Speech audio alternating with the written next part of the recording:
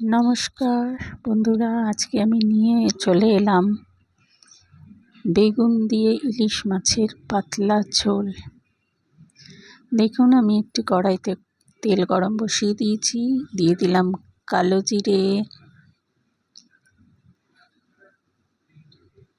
কালো জিরেটা গরম হয়ে গেল, বেগুনগুলো কেটে রেখেছিলাম, বেগুনগুলো দিয়ে দিচ্ছি। দেখুন, সব বেগুনগুলোকে কেটে রেখে দিয়েছি। এবার বেগুনগুলোকে ভালো করে নেড়ে নিচ্ছি। বন্ধুরা, এখানে কিন্তু আমি একদম হালকা ঝোল করব। এখানে কিন্তু আমি কোনো রকম কিছু মশলাপাতি দেব না। দেখো, হলুদ দিয়ে দিলাম, একটু পরিমাণে হলুদটা বেশি দিতে হবে, কারণ আমি মাছে হলুদ দিইনি। এবার নুন দিয়ে দিলাম। নুনটা এই কারণেই আগে দিলাম, কারণ মাছটা আমি দিয়ে দিলে বেশি নাড়তে পারবো না। কাঁচা মাছ দেবো, ওই জন্য বেশি নাড়তে পারবো না। কাঁচা লঙ্কা দিয়ে দিলাম চিড়ে, গোটা কাঁচা লঙ্কা। দেখো, গ্যাসটাকে আমি একটু করে দিয়েছি।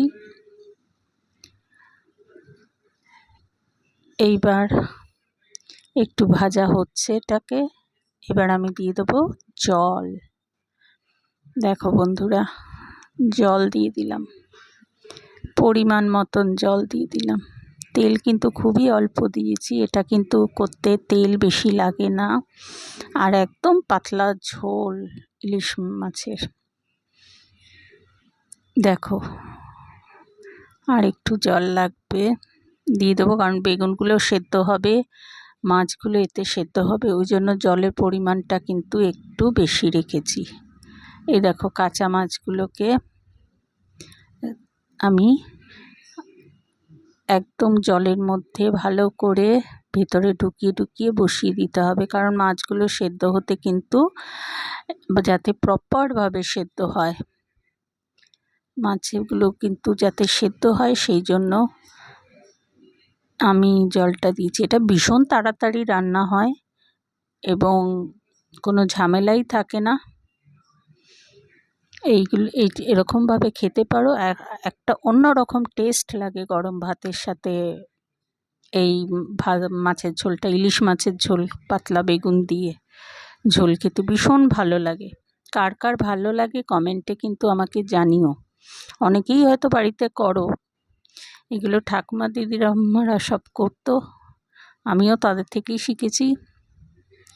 এই ঢাকা দিয়ে দিলাম। এইবার এটা কিন্তু ভেপারেই হবে। দেখো, হয়ে গেছে। আমি এবার উল্টে দিচ্ছি মাছগুলো। 10-15 মিনিট পর আমি উল্টে দিচ্ছি একবার, কারণ মাছটা দু পিঠই আমার সেদ্ধ হতে হবে, প্রপার ওয়েতে সেদ্ধ হতে হবে, কারণ মাছ যদি ভালোভাবে সেদ্ধ না হয় তাহলে কিন্তু খেতে টেস্ট পাবে না, ওই জন্য ভালোভাবে সেদ্ধ হতে হবে। দেখো, মোটামুটি আমার এক পাশগুলো ভাজা হয়ে গেছে, এই সেদ্ধ হয়ে গেছে। এইবার আবার ঢাকা দিয়ে দিলাম আরেকটা দিকটা। এই দেখো, এই দিকটাও হয়ে গেছে কমপ্লিট। এবার আমি গ্যাসটা বন্ধ করে দিলাম। দেখো বন্ধুরা, আমার কিন্তু রেডি। যদি এই মাছের ঝোলের রেসিপিটা ভালো লাগে, প্লিজ তোমরা একটু লাইক, শেয়ার এবং কমেন্ট করো। তোমরা কিন্তু কেউ শেয়ার করছো না।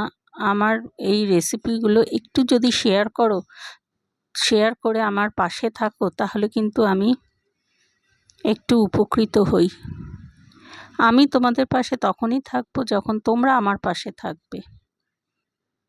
আমার ভিডিওটা একটু এগুলো দেখে এবং একটু লাইক কমেন্ট তো করোই, শেয়ার একটু করো। শেয়ার করলে আমি একটু উপকৃত হই। আশা করি তোমাদের এই মাছের ঝোলের রেসিপিগুলো বা আমি যেই রেসিপিগুলো দিচ্ছি তোমাদের ভালো লাগবে। আর বাড়িতে কিন্তু অবশ্যই ট্রাই করো এইভাবে। যারা করো না তারা অবশ্যই ট্রাই করো, আর যারা করো তারা তো জানোই। তারা এইভাবে করো কিনা আমাকে একটু কমেন্টের মাধ্যমে জানিও।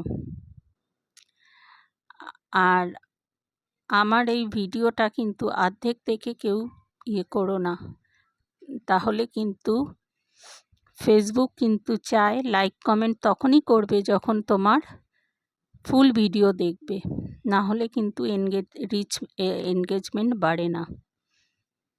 তাই এনগেজমেন্ট বাড়ানোর জন্য পুরো ভিডিওটা কিন্তু অবশ্যই দেখবে, আর একটু লাইক কমেন্ট শেয়ার করে আমার পাশে থেকো। Thank you so much. Tata, by.